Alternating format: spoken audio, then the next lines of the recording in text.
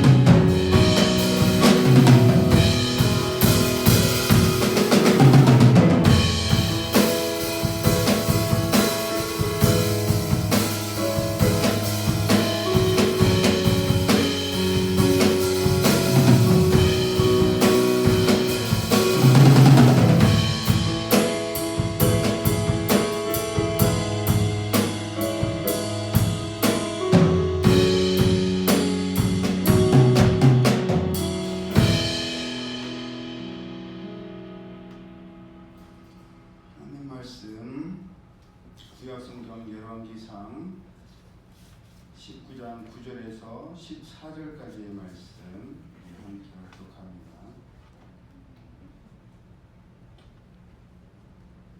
열왕기상 19장 9절에서 14절.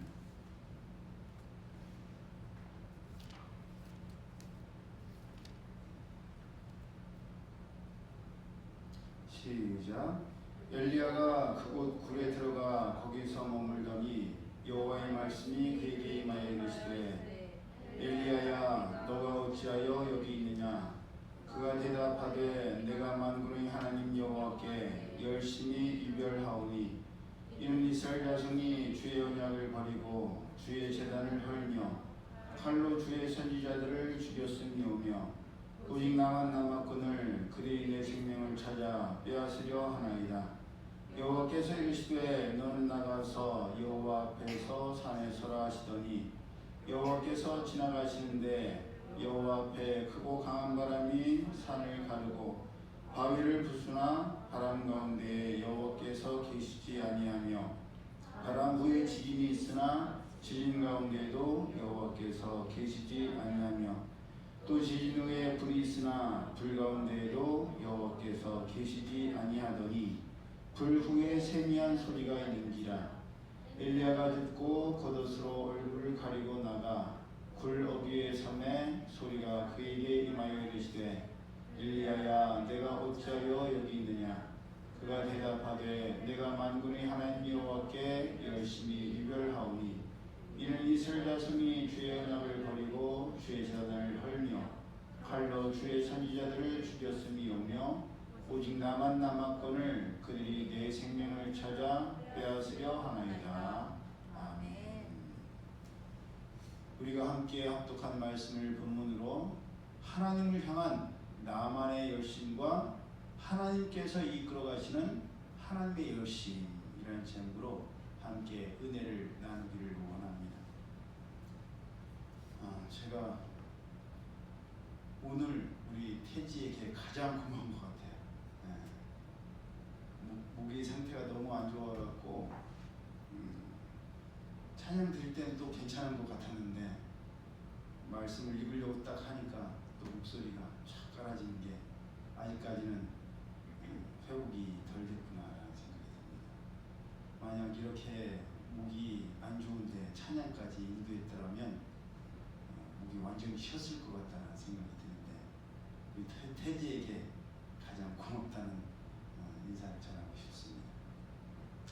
엘리야 선지자는 하나님께서 엘리야 선지자를 향해서 엘리야야 너가 어찌하여 여기 있느냐라고 부르시자 하나님께 내가 만군의 하나님 여호와께 열심히 유별하오니 이는 이스라엘 자손이 주의 언약을 버리고 주의 제단을 헐며 칼로 주의 선지자들을 죽였음이오며 오직 나만 남았거늘 그들이 내 생명을 찾아 빼앗으려 하나이다 라고 대답했습니다. 그러니 엘리야 선지자가 본문 앞인 열왕기상 19장 4절을 통해서 로뎀나무 아래에 앉아서 자기가 죽기를 원하며 하나님께 지금 당장 내 생명을 거두어 달라고 했던 것도 죽임을 당할까봐 두려웠기 때문이었습니다. 우리는 무섭고 두려울 때 오히려 죽여달라고 합니다. 너무나 무섭고 두렵기 때문에 죽을 것 같으니까 미리 죽여달라고 달려드는 거예요.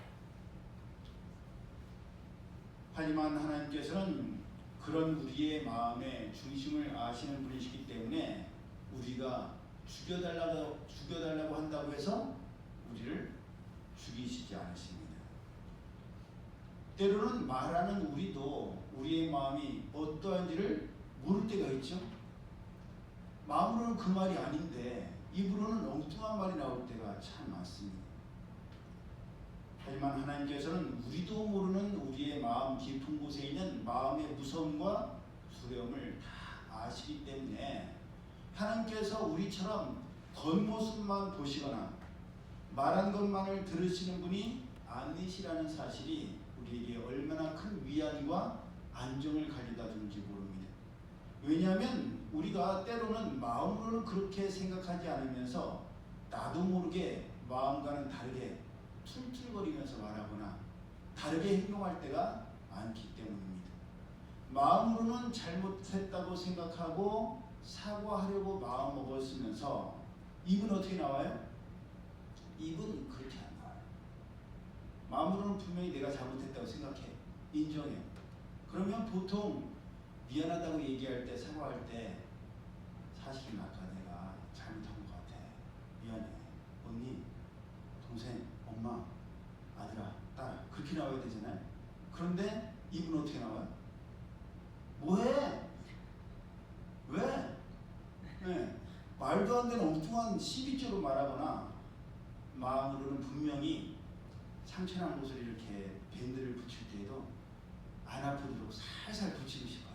그런데 행동은 어떻게 돼? 칠칠 맞게 이게 뭐 하는 짓이야? 막 그러면서 아프다고 해도 가만히 있어.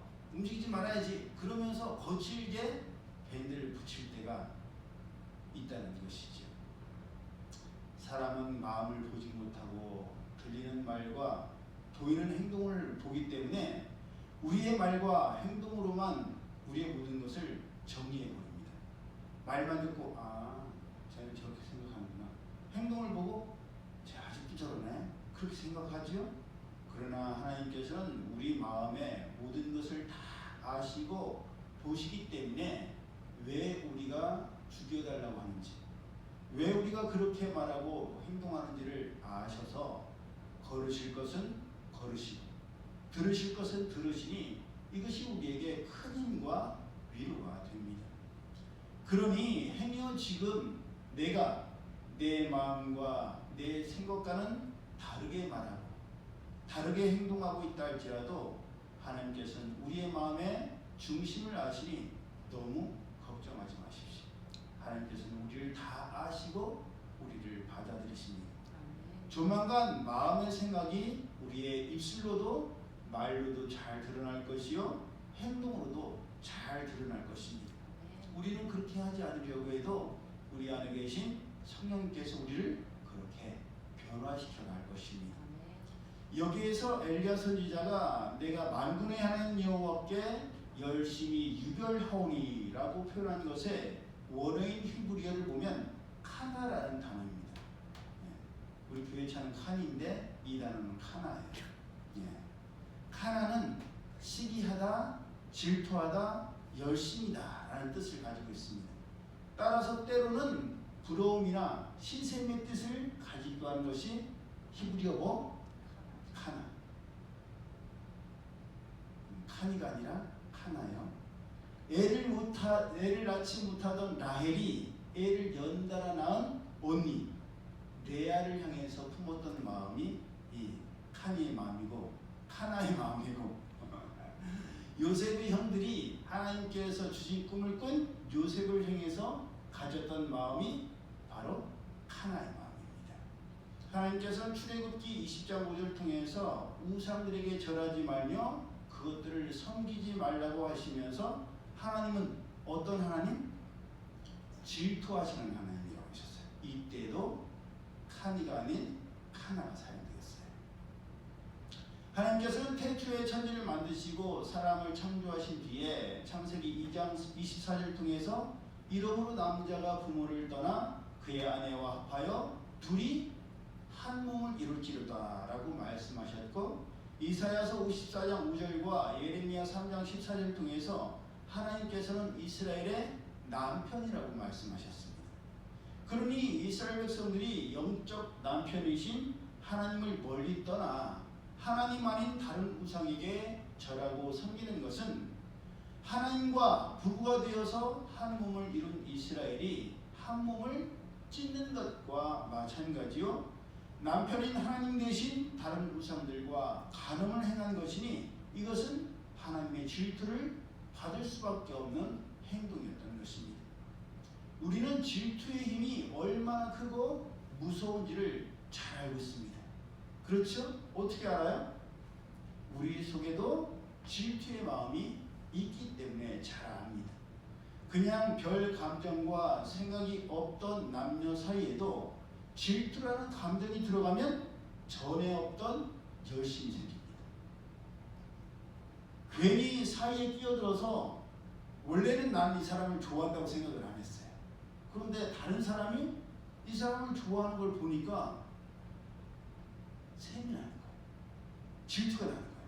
그래서 상대방의 마음을 어떻게든 꺾어서 사랑하는 사람이 그런 표현에 대해서 듣지도 못하고 보지도 못하게 하려고 합니다. 질투의 마음이 생기면 잠도 오지 않습니다. 다른 일도 할 수가 없습니다. 나 아닌 다른 사람을 생각하고 나와 가졌던 시간들과 공간을 다른 사람과 보낸다고 생각하면 견딜 수가 없는 것이 바로 질투의 마음이에요. 엘리야 선지자가 하나님께 내가 만군의 하나님께 열심히 유별하오니라고 했던 것이 바로 질투에 빠진 사람의 마음과 같았다는 거예요. 하나님을 향한 사랑과 감정만으로 가득해야 될 이스라엘 백성들이 하나님 아닌 바알과 아세라 우상을 향해서 마음을 주고 그런 우상들과 시간을 보내고 우상들에게 감정을 쏟아내니 물질을 사용한다고 생각하니 엘리야 선지자가 하나님의 질투심으로 견딜 수가 없었던 겁니다.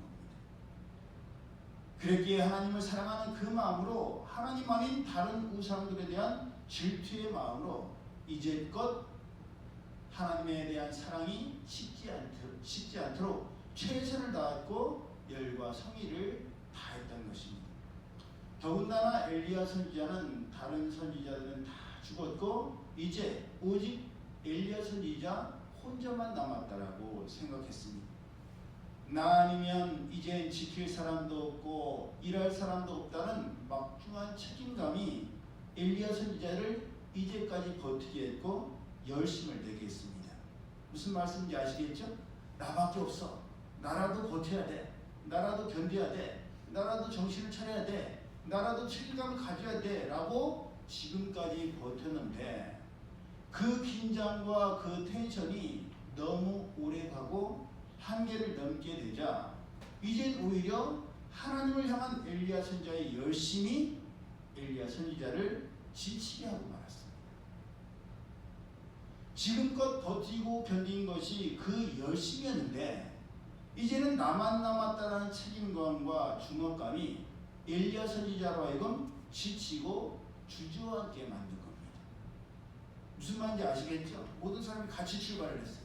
같이 출발해서 열심히 표대를 향해서 달려가는데 도착점을 향해서 결승점을 향해서 달려가는데 한 사람 뒤로 쳐져요.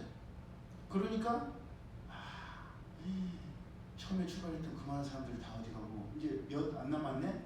그러면서 그래도 나는 포기하지 않고 잘 달려가고 있어. 이런데 어느 순간 1등이야.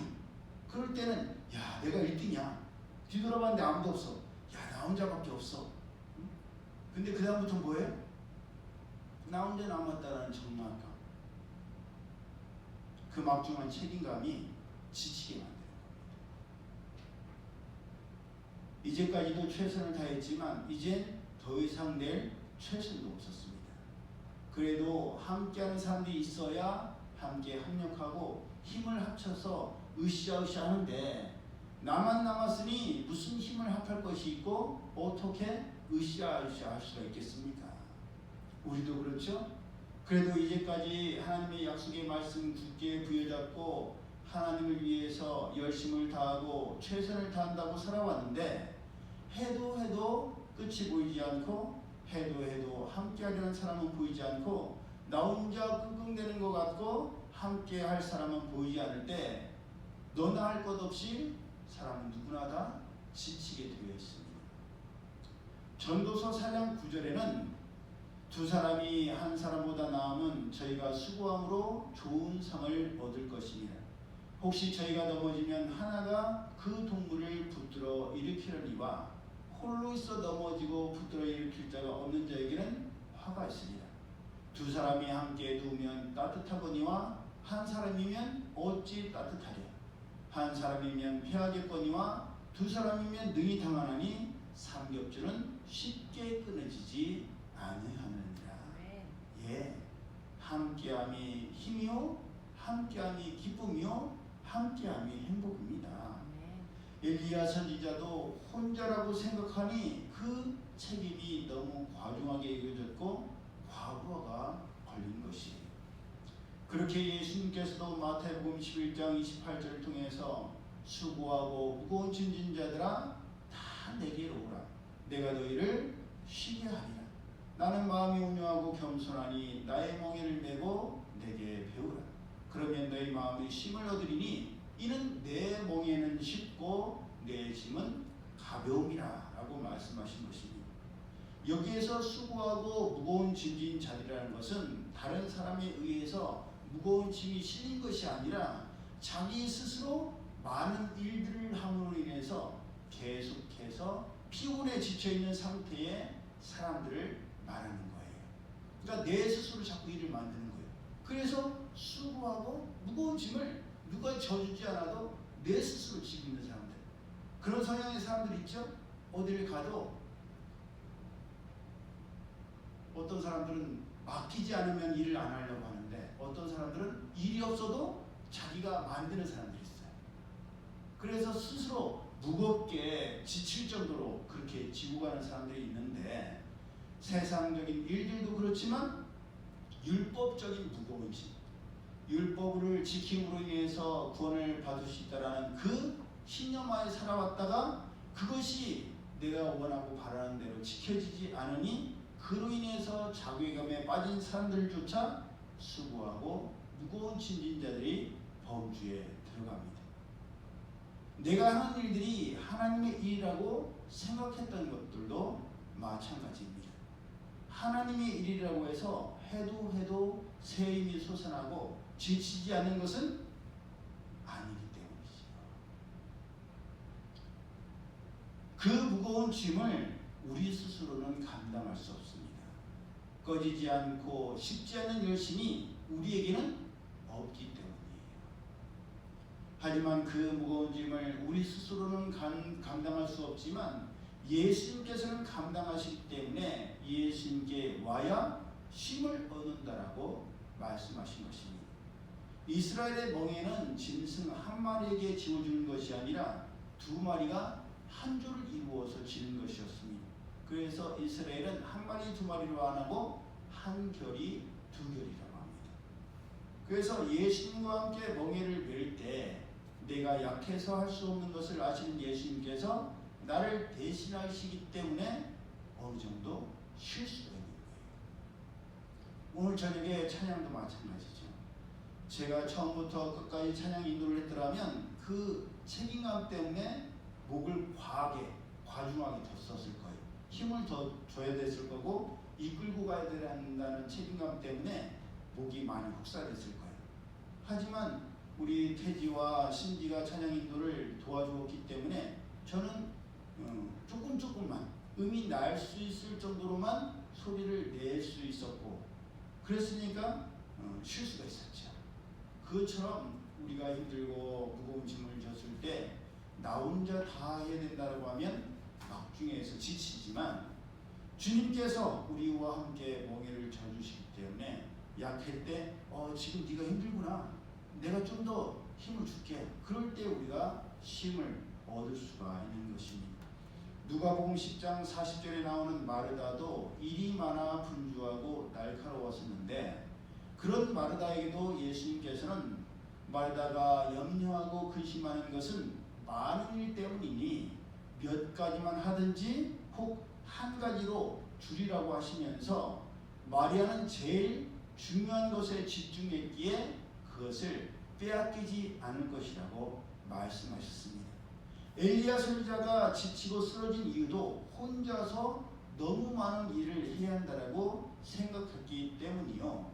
자기밖에는 이 일을 할 수 있는 사람이 없다고 생각했기 때문이었습니다. 하지만 우리 하나님은 그런 분이 아니십니다. 무거운 짐을 혼자 감당하게 내버려 두신 분도 아니시고 혼자 무거운 짐을 지고 가다가 지쳐 쓰러지기를 바라보고 계신 분도 아니십니다. 약한 자, 할 수 없는 자에게 하나님께서는 항상 도울 자를 붙여주셨습니다. 혼자 할 수 없다고 생각한 모세에게 누구를 붙여주셨죠? 아론을 돕는 자로 붙여주셨고 기술력이 부족한 모세를 위해서 부살렐과 오홀리압을 붙여주셨습니다. 또 여호수아에게는 누구를 붙여주셨죠? 예, 갈렙을 붙여주셨습니다. 혼자 외롭게. 여러분 생각해 보세요. 여호수아 혼자 우리는 약속의 땅에 들어갈 수 있다. 하나님께서 우리를 기뻐하시면 그 땅을 우리에게 주시리라. 혼자 외쳤다고 생각해 보세요. 얼마나 외로웠겠어요. 그런데 갈렙이라도 옆에 있어서 같이 힘을 보태줬으니 얼마나 든든했느냐 말입니다. 사도 바울에게는 브루스길라와 아굴라부를 붙여주셨고 또 실라와 바나바를 붙여주셨으며 영적 아들인 디모데와 마가를 돕는 자로 함께 하셨습니다.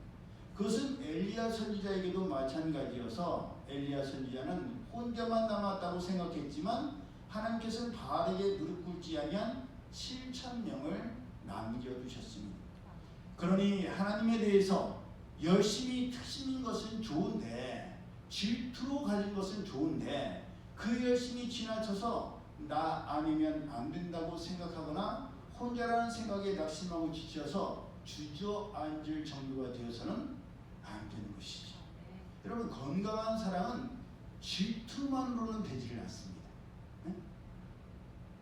아니 얘랑 나랑 그냥 여사친 남사친이었어요. 그런데 어느 날 내 남사친한테 또 다른 여사친이 생기고 그 여사친이랑 시간을 보내는 거 보니까 질투가 나. 그래서 남주기는 아깝고 나가기는 싫어갖고 중간에 껴 어장 관리하듯이. 그래서 계속 여자들 특유의 그 여우짓 있잖아요. 그러면서 마음을 흔들어놔. 그래서 결국엔 그 썸을 타던 상대방이 떠나가. 그러면 또 언제 그러냐는 듯이 마른 떡 보듯이 내버려 둔다면 되겠어요? 질투는 순간적인 열심과 순간적인 힘을 낼 수는 있지만 계속 질투의 마음으로 살아갈 수는 없습니다.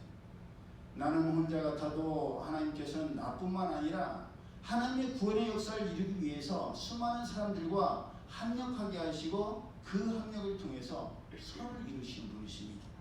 우상에 대한 질투의 마음으로만 열심을 품는 것이 아니라 하나님을 사랑하는 마음으로 하나님께서 주신 열심으로 그 열심을 이루어 나가신다는 사실입니다. 여러분 사도 바울도 사울이었을 때에 그 열심이 얼마나 대단했습니까? 그 열심이 너무 지나쳐서 사울이 그 열심 때문에 수많은 사람들이 상해했고 다쳤고 죽기까지 했습니다. 그 일에 앞장섰던 사람이 바로 사울이었어요.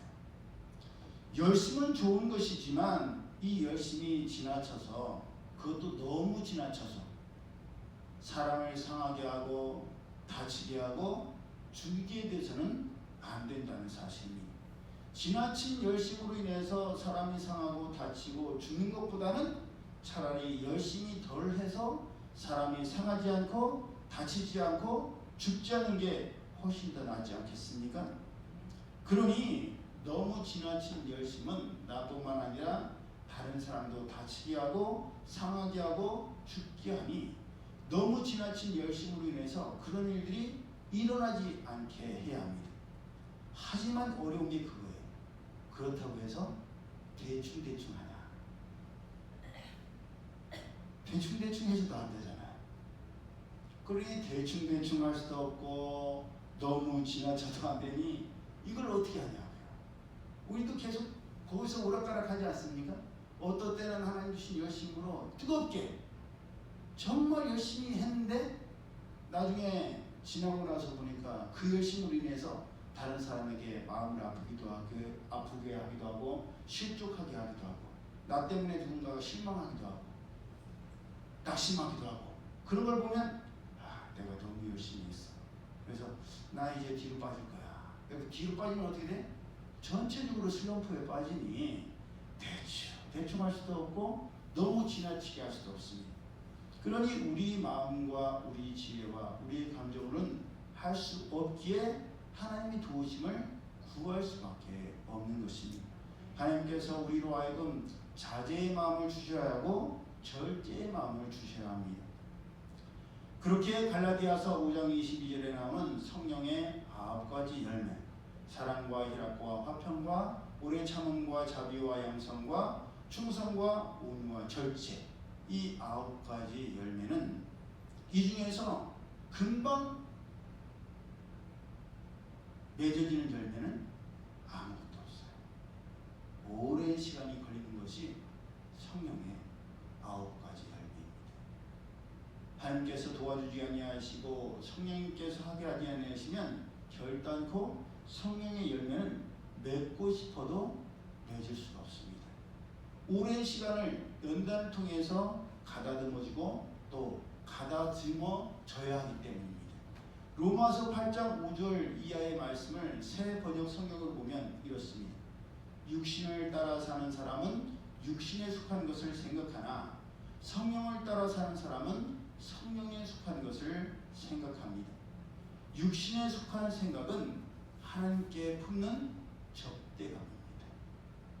그것은 하나님의 법을 따르지 않으며 또 복종할 수도 없습니다. 육신에 매인 사람은 하나님을 기쁘게 해드릴 수가 없습니다.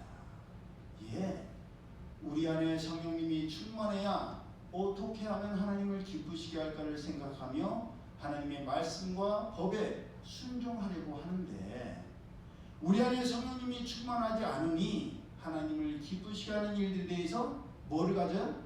적대감. 적대감이라는 건 뭐예요? 싫어하는 마음이에요. 반대하는 마음. 적대감이 있으니까 하나님의 말씀을 들으려고도 하지 않는 거예요. 하나님의 말씀을 읽으려고도 하지 않는 거예요. 하나님을 가까이 하려고도 하지를 않는 겁니다. 하나님의 말씀조차 듣고 싶지 않은데 그런 적대감으로 가득 차 있는데 하나님께서 기뻐하시는 일은 하고 싶겠어요? 당연히 하고 싶지가 않죠. 그러니 최근 일주일 사이에 나는 어떤 삶을 살았나 한번 되짚어 보십시오. 그동안 너무 하나님과의 친밀한 시간 없이 마르다처럼 분주하고 바쁘고 날카롭고 예민하지는 않았는지, 그런 마음과 생각들을 청산하고 조금이라도 시간이 날 때마다 하나님의 말씀을 읽고 듣고 묵상하면서 하나님께서 기뻐하실 일들을 생각하며 영의 일들을 생각하고 그 생각들을 삶으로 실천했는지 내 자신을 한번 돌아보십시오. 우리 가운데 그 누구도 하나님께서 공급해 주시지 않은데도 불구하고 계속해서 열심을 내거나 하나님의 일을 계속할 수 있는 사람은 아무도 없습니다.